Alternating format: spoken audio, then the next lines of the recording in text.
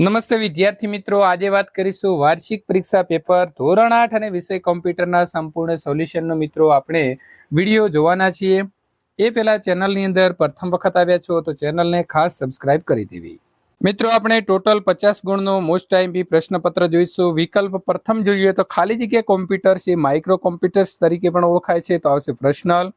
કોમ્પ્યુટરનો ઉપયોગ નીચે પૈકી શાના માટે કરી શકાય? તો આપેલા તમામ, એટલે કે સંગીત સાંભળવું હોય, ચલચિત્ર જોવા હોય કે રમત રમવા માટે। બીજી પેઢીના કોમ્પ્યુટર્સ બનાવવા માટે ખાલી જગ્યાનો ઉપયોગ થતો તો ટ્રાન્ઝિસ્ટર। ખાલી જગ્યાને VDU પણ કહે છે, તો મોનિટર। રેમ એટલે શું? તો આવશે C, random access memory. Monitor ઉપર તમે નાની ઊભી લીટી ઝબકતી જુઓ છો તો તેને શું કહેવાય? તો સી, કર્સર કહેવાશે। ખાલી જગ્યાને પોઇન્ટિંગ ડિવાઇસ કહે છે, તો આવશે એ, માઉસ। ખાલી જગ્યાએ સૌ પ્રથમ ઇલેક્ટ્રોનિક કેલ્ક્યુલેટિંગ મશીન હતું, તો આવશે ડી, એનિક। નીચે પૈકી કયા કોમ્પ્યુટર્સ કદમાં નાના હોવા છતાં સુપર કોમ્પ્યુટર્સ કરતાં પણ મોંઘા છે? તો બી, મેઇનફ્રેમ્સ। તમે જોઈ શકો અને અડકી શકો તેવા કોમ્પ્યુટરના ભાગને શું કહેવાય? તો હાર્ડવેર। મોનિટર ઉપર તમે નાની ઊભી લીટી ઝબકતી જુઓ છો તો તેને કર્સર કહેવાય। ખાલી જગ્યા પ્રિન્ટરના હેડ પર અસંખ્ય ઝીણા બિંદુ હોય છે, તો ઇન્જેક્ટ। સીપીયુની અંદર કોમ્પ્યુટરની બધી જ ઇલેક્ટ્રોનિક સર્કિટ એક નાની ચિપ ઉપર ચિપકાવેલી હોય છે, તો તેને શું કહેવાય? તો માઇક્રો પ્રોસેસર। ગણિત અને તર્કના બધા જ કાર્યો ખાલી જગ્યા દ્વારા થાય છે, તો આવશે એરેથમેટિક એન્ડ લોજિક યુનિટ। ખાલી જગ્યા ડેટાના આદાન પ્રદાનનું સંકલન કરીને પ્રોસેસિંગ કાર્ય કરી શકાય છે, તો આવશે મેમરી યુનિટ। ROM એટલે શું? તો આવશે રીડ ઓનલી મેમરી। ત્રીજી પેઢીના કોમ્પ્યુટર્સમાં ખાલી જગ્યાનો ઉપયોગ થતો તો આવશે ઇન્ટિગ્રેટેડ સર્કિટ। ખાલી જગ્યામાં સ્ક્રીન પરના ગ્રાફિક્સ પર માઉસ વડે ક્લિક કરી કોમ્પ્યુટરને સૂચનાઓ આપવામાં આવે છે, તો GUI। વિન્ડોઝમાં મોટા ભાગના પ્રોગ્રામ ખાલી જગ્યા બટન ઉપર ક્લિક કરીને શરૂ કરી શકાય છે, તો સ્ટાર્ટ। ટાસ્ક બારની જમણી બાજુ ઉપર ખાલી જગ્યા છે, જે કેટલાક પ્રોગ્રામના આઇકન, અવાજ તેમજ બેટરીના સ્તર વગેરે દર્શાવે છે, તો નોટિફિકેશન એરિયા। જ્યારે તમે ખાલી જગ્યા બટન ઉપર ક્લિક કરો છો ત્યારે વિન્ડો ટાસ્ક બાર પરના નાના બટન રૂપે દેખાય છે, તો રિસ્ટોર, ડાઉન। કીબોર્ડ પર ખાલી જગ્યા કી દબાવીને તમે સ્ટાર્ટ મેનુ ખોલી શકો છો, તો વિન્ડોઝ। વિન્ડોને બંધ કરવા માટે ખાલી જગ્યા ઉપર ક્લિક કરો તો ક્લોઝ। સ્ટાર્ટ મેનુ ઉપર પ્રોગ્રામનો શોર્ટકટ રચો છો તેને સ્ટાર્ટ મેનુ ઉપર પ્રોગ્રામ આઇકન ખાલી જગ્યા કરવો કહે છે, તો પિન। સ્ટાર્ટ મેનુ પરથી પ્રોગ્રામ આઇકન દૂર કરવાની ક્રિયાને પ્રોગ્રામ આઇકન ખાલી જગ્યા કહે છે, તો અનપિન। વિન્ડોઝના મુખ્ય સ્ક્રીનને ખાલી જગ્યા કહે છે, તો ડેસ્કટોપ। કોઈ પણ ડેટા પ્રોસેસ કરવા માટે કોમ્પ્યુટરને ખાલી જગ્યાની જરૂર પડે છે, તો સી, એ તથા બી એટલે કે હાર્ડવેર અને સોફ્ટવેર।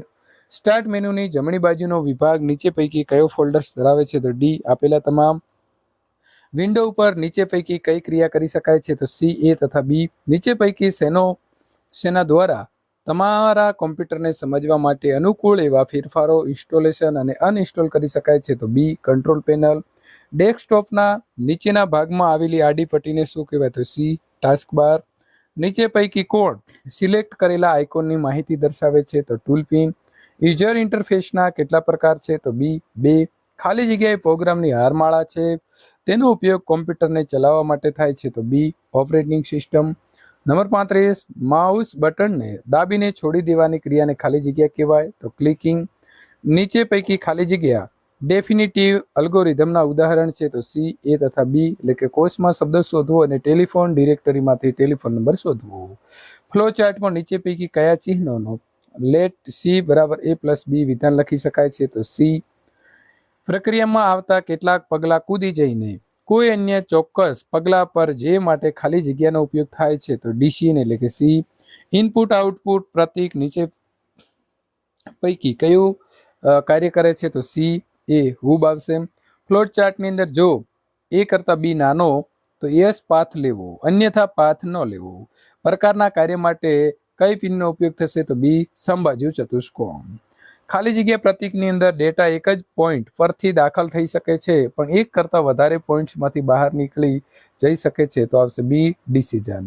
અલ્ગોરિધમની રચના માટે નીચે પૈકી કયો મુદ્દો જે છે મહત્વનો છે? તો આવશે ડી, એ તથા બી। સત્યરહિત પરિણામ અને પ્રક્રિયાની અંદર કાર્યક્ષમતા।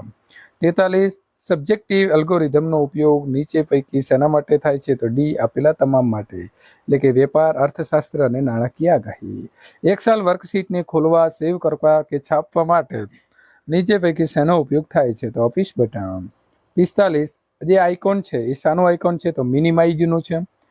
B5 થી 15 સુધીની સેલ રેન્જનો સરવાળો કરવા માટેનું ફંક્શન કઈ પ્રમાણે લખાશે? તો સમ B5 થી લઈને H5. સેલ રેન્જ ખાલી જગ્યામાં લખાય છે તો એન્ડમાં લખાશે. એક્ટિવ સેલની સામગ્રી તો ફોર્મ્યુલા બાર દર્શાવે છે. રો અને કોલમ છેદે છે જે ભાગને સેલ કહેવાય અને ખાલી જગ્યાએ સમય બચાવનારી ફોર્મ્યુલા છે તો ફંક્શન. મિત્રો, આ પ્રકારના તમામ તમારા વિશેના વિડીયો મેળવવા માટે ચેનલને ખાસ સબસ્ક્રાઇબ કરી દેવી.